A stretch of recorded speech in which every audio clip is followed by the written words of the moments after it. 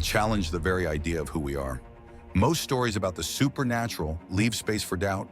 This one does not, because this story didn't come from mystics or mediums, but from two little girls, children barely old enough to speak, yet somehow carrying memories, fears, habits, and even physical marks of two sisters who died before they were born. What you're about to hear is not rumor nor folklore. It's a case documented, archived, analyzed for decades, and still unexplained. This is the story of the Pollock Twins. Hexham, Northumberland, May 7th, 1957. A quiet town, peaceful, predictable. Sisters Joanna Pollock, 11, and Jacqueline Pollock, 6, walked to church with a family friend. A woman, broken by grief after losing her own child, drove her car that morning with a mind shattered by sorrow.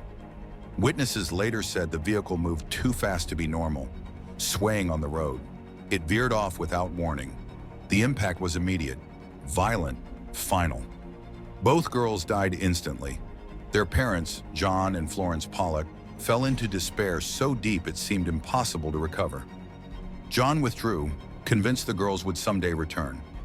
Florence rejected the idea, clinging to reality, refusing to drown in hope. A year later, she discovered she was pregnant.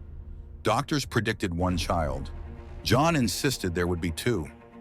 On October 4th, 1958, Florence gave birth to identical twin girls, Jillian and Jennifer. From the beginning, unusual details surfaced. Jennifer had a birthmark on her left hip, the precise location of a scar Jacqueline had carried. She also had a pale line on her forehead, mirroring another of Jacqueline's wounds. Jillian had no birthmarks, just like Joanna. John saw signs. Florence refused to accept them. But when the twins turned 3 years old, everything changed.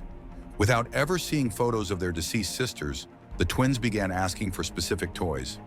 "That's my doll. You gave it to me for Christmas. This pram is mine." They argued over them exactly as Joanna and Jacqueline once had. But the most chilling moments came when the family returned to Hexham. The twins, who had never lived there, pointed at places with eerie certainty. "Our school is around this corner. The playground with the swings is down the road. That's where we used to buy milk." Every statement matched reality. Florence felt the ground slip beneath her. She had never told them any of these things, yet the girls behaved as if they had lived there before. Joanna, the older sister, had been responsible, confident, protective. Jillian displayed the same traits. Jacqueline had been shy, anxious, especially terrified of cars after her accident. Jennifer mirrored her completely. When a car approached too closely, Jennifer screamed, clutching Jillian's hand, the identical reflex Florence had seen in Jacqueline. They even reenacted moments from the older sisters' lives they had never been told about. One afternoon, Jillian wrapped an arm around Jennifer and whispered, "Don't worry, I died once. It didn't hurt." Florence froze.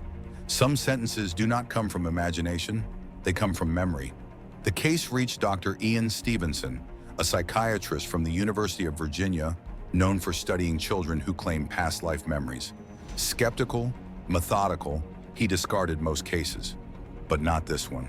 He traveled to Hexham repeatedly, interviewing the parents, the twins, neighbors, teachers. He documented over 30 statements matching the older sisters' lives, details impossible for the twins to know.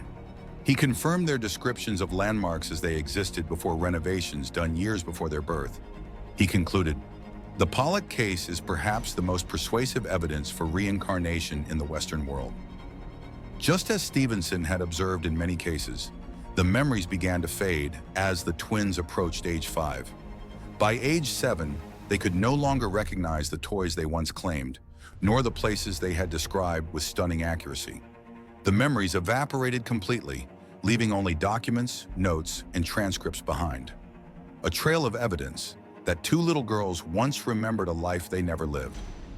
Today, Jillian and Jennifer are adults. They live ordinary lives. They remember nothing of the memories that defined their early years. No terror of cars, no familiarity with Hexham, no sense of having lived before. But the case remains, cited in academic studies, documentaries, and debates worldwide. If reincarnation is real, this may be one of the strongest proofs we have. And if it isn't, then how did two young girls remember a life that ended before they began? Perhaps memories survive more than we think. Perhaps identity is not bound to one lifetime. And perhaps the Pollock twins were never just two children, but the continuation of a story interrupted too soon.